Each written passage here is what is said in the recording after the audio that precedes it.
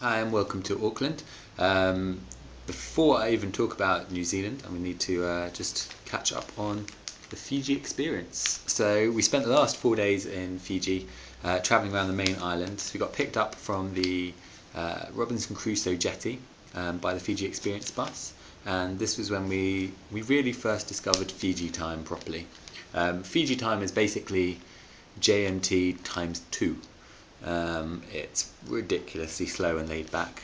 Um, so we got picked up about 45 minutes late and got taken straight to the Natadola beach. I was just reading from my Fiji experience book. Natadola beach, which apparently was voted the second sexiest beach in the world. It was alright, nothing particularly amazing, but it was nice.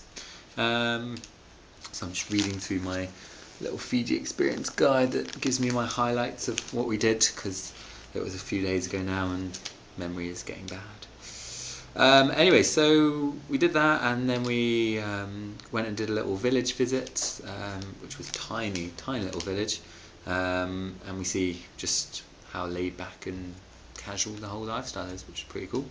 We went and did sandboarding, which was a really, really steep hill of sand, dune even, and sort of threw ourselves down the side of that and went really fast, which was cool. And then we went to Mango Bay Resort and had like another kava ceremony, so more kava, which still tasted like puddle. And yeah, the Mango Bay Resort wasn't brilliant, to be honest. There were frogs and toads everywhere. The showers and toilets were really quite disgusting. The water was brown coming out the taps. Yeah, we were told we can't drink the water. It was all a bit gross. But it was alright. Then, next day.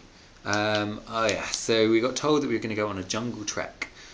So take closed shoes and long trousers, and that we'd get a bit wet, a bit muddy, but for some reason we needed closed shoes. Such a disaster. I wore my nice hiking shoes and trousers and all of that.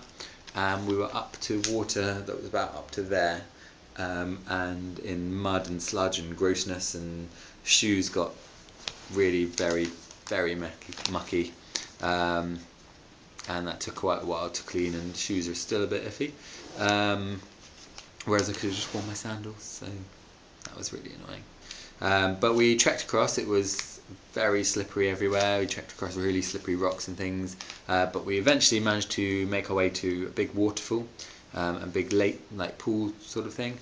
And people were jumping off from like a rope swing at the top, and trees and things, and it was all exciting. The water was freezing, but that was quite cool. Then, then we got on a canoe and got taken through like more things and tried sugarcane, which is like a big sort of cane, I guess, and you use a knife and strip off all the bark and then just sort of chew it, and it's quite a fibrous thing, but it just tastes like sugar water. It's really nice.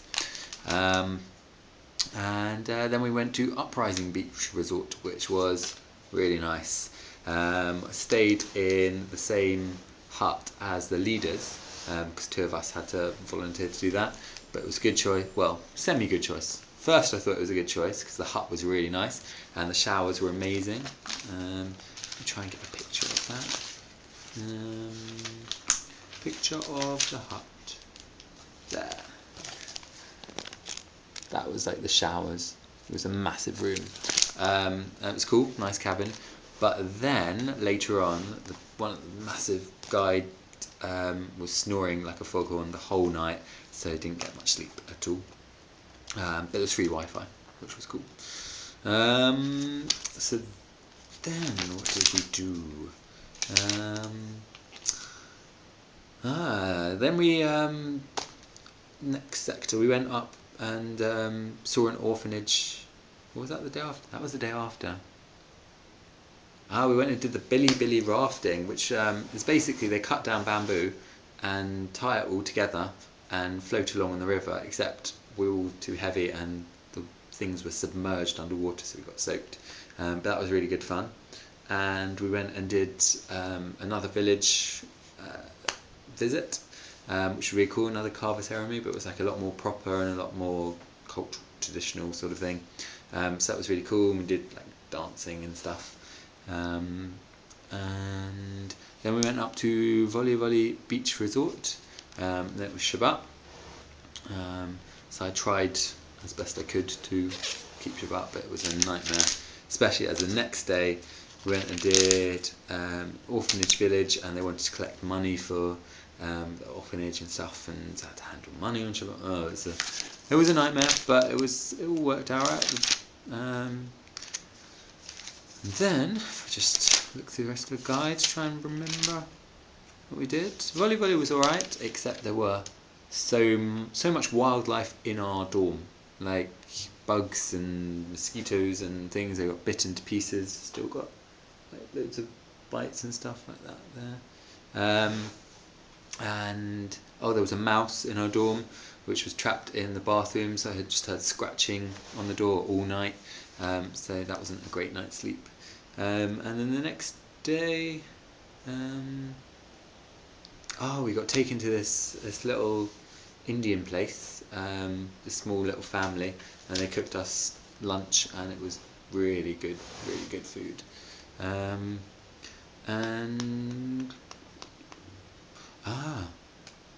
then we went to the mud pools, hot pools, which was that's what it looked like.